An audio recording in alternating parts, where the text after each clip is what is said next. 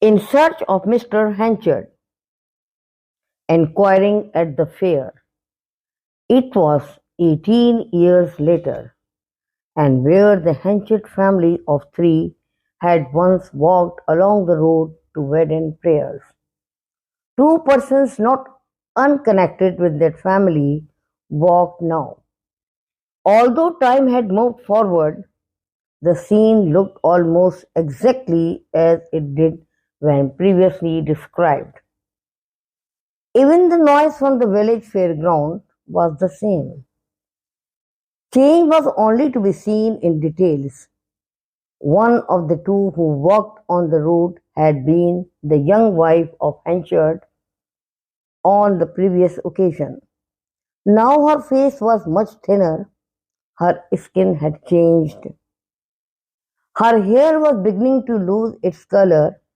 She was dressed in the mourning clothes of a widow.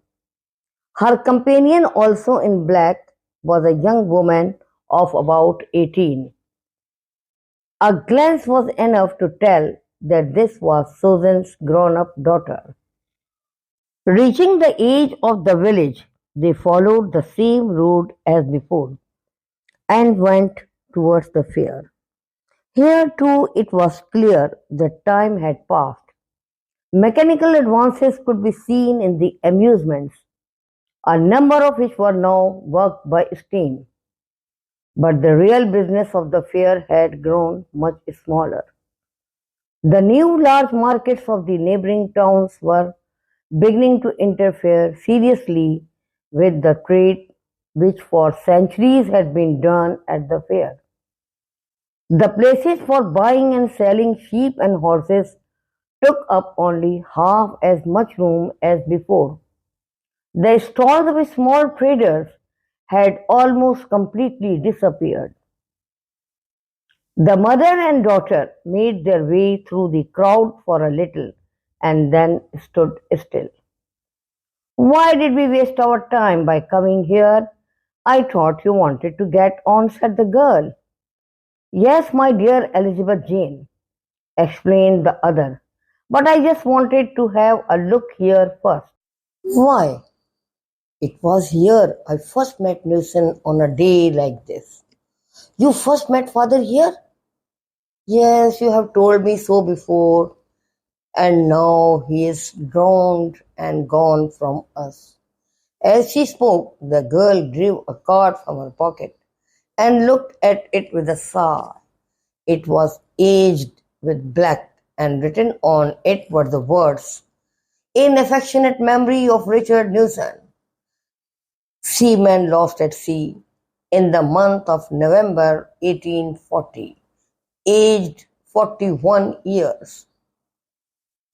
"And it was here," continued her mother with more hesitation, "that I last saw the relative we are going to look for, Mr. Michael Henchard." "What is his exact relationship to us, mother?" "It has never been clearly told to me.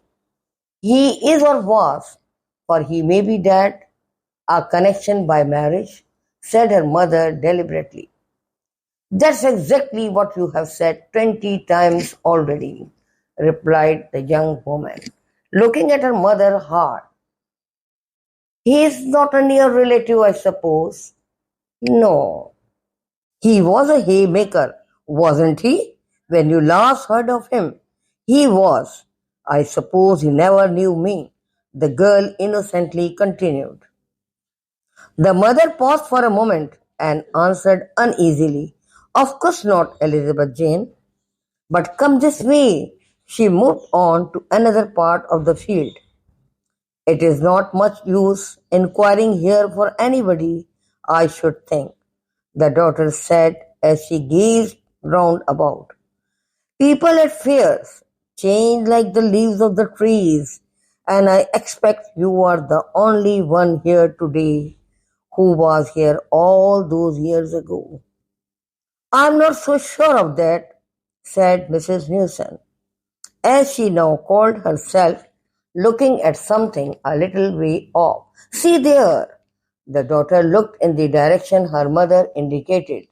The object pointed out was a tripod of sticks stuck into the earth, from which hung a three-legged pot, kept hot by a burning wood fire beneath. Standing beside the pot was a very old woman, almost in rags.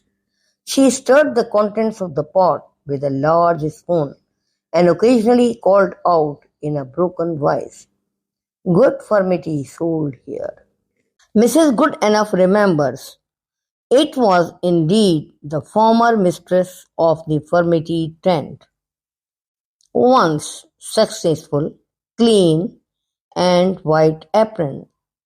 Now she was tentless, dirty, and owned no tables or benches.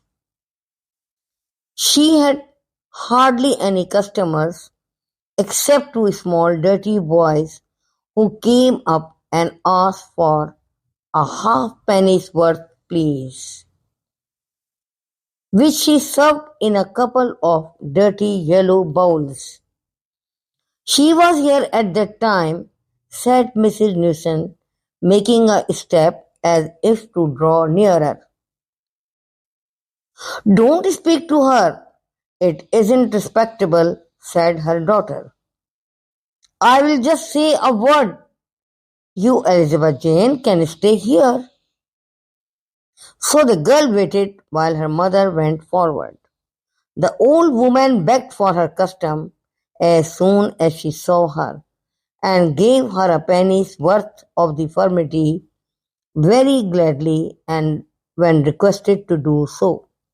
When the widow had taken the bowl, which was filled with a poor, thin liquid, very different from the rich mixture of the earlier occasion, the old woman slyly whispered, "Just a drop of rum in it. A penny's worth. It'll make it slip down more easily." Her customer smiled bitterly at this old trick and shook her head. Mrs. Newson pretended to eat a little of the furmity, and as she did so, said innocently to the woman, "You have seen better days." "Ah, ma'am, you are right," replied the old woman. "I've stood in this fairground, girl, wife, and widow, these past 39 years. In that time I have served some of the richest stomachs in the land. Ma'am, you'd hardly believe that I was once the owner of a great tent. That was the attraction of the fair. Nobody could come, nobody could go, without having a basin of Mrs. Goodenough's furmity. But the world has no memory, I swear. Honest dealings don't bring profit. It's the sly and the cheats that get on in these times." Mrs. Newson glanced around. Her daughter was still waiting by the distant stalls. "Can you remember," she said to the old woman, "the sale of a wife by her husband in your tent 18 years ago today?" The old woman thought and half shook her head. "If it had been a big thing, I would have remembered it immediately," she said.